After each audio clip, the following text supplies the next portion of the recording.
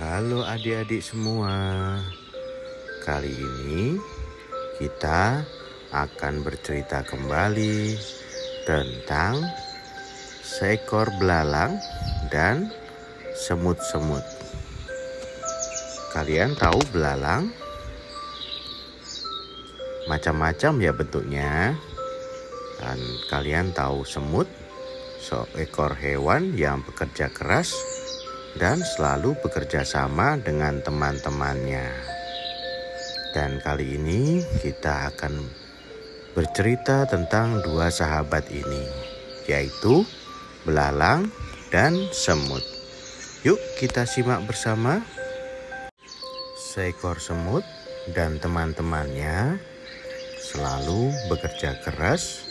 Dia mencari makan dan mengumpulkan makanan-makanan untuk dia bawa ke dalam sarangnya.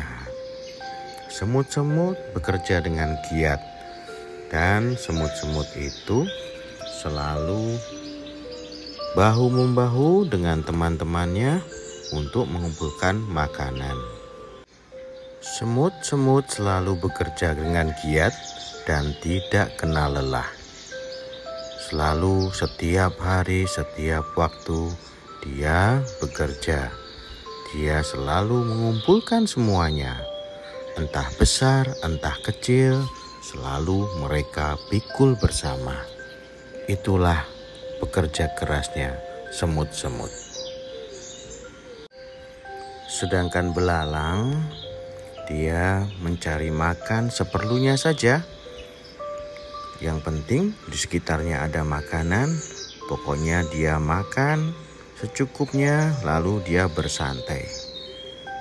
Kemudian keesokan harinya makan lagi dan bersantai lagi. Itulah belalang. Dan suatu ketika belalang bertemu dengan semut sahabatnya, lalu bertanya, "Hei semut, kerjamu keras sekali. Ayolah santai sedikit, kita bergembira dulu, bermain-main dulu. Kenapa harus segitu kerasnya kamu bekerja, semut? Sinilah main-main denganku, berpesta dulu. Kan makanan di sini banyak sekali. Kenapa kamu harus sebegitunya bekerja keras?" Begitu kata belalang. Kemudian sang semut pun menjawab, "Hai belalang, apa kabarmu? Kami sedang mengumpulkan makanan untuk teman-teman kami juga. Dan makanan-makanan ini kami simpan untuk musim berikutnya. Karena kita ingin punya simpanan makanan, kita tabung di sarang kami." Begitu kata semut-semut itu. Kemudian belalang pun berkata, "Hahaha, kalian kenapa sebegitunya? Kan banyak makanan di sini. Kenapa kalian sebegitunya menumpuk-numpuk makanan? Makanan di mana saja ada kok. Kenapa kalian segitunya?" Kata belalang. Kemudian semut pun berkata, "Enggak belalang, kami hanya mengumpulkan karena sepertinya musim dingin akan segera tiba. Mungkin kita nggak bisa mencari makan lagi." Kemudian belalang pun berkata, "Ya baiklah, tapi jangan lupa ya, aku mau bersenang-senang dulu. Kalian bekerjalah ya." Kemudian belalang pun terbang ke sana kemari, bergembira bersama kawan-kawannya. Tetapi si semut tetap saja bekerja. Dia mengumpulkan makanan bersama teman-teman semut yang lain. Dan hari berganti hari, musim dingin pun tiba. Daun-daun segar mulai berguguran, dan kemudian ranting-ranting pun berjatuhan. Mulai sedikitlah makanan segar. Dan tak lama kemudian turunlah salju dan udara dingin mulai datang menyengat, dan cuaca pun menjadi lebih buruk. Kemudian sang belalang yang biasa tidur di mana saja, tidak membuat sarang, akhirnya di musim yang dingin itu belalang pun kebingungan. Dan suatu ketika sang belalang pun mencoba mencari sang semut dan teman-temannya, dan tidak menemukan semut di mana-mana. Dan suatu ketika dia ingat sarang semut, dan datanglah belalang ke sarang semut itu. Dan kemudian si semut pun menyambut dengan baik. "Hai belalang, ada apa?"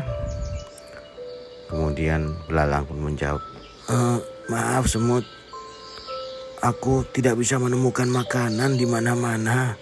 Salju pun turun dan aku kelaparan sekali." Begitu kata belalang. Kemudian semut pun, "Masuklah ke sarang kami ada makanan. Kamu boleh deh makan. Silahkan." Kemudian belalang pun masuk ke sarang semut dan memakan makanan yang diberikan oleh semut.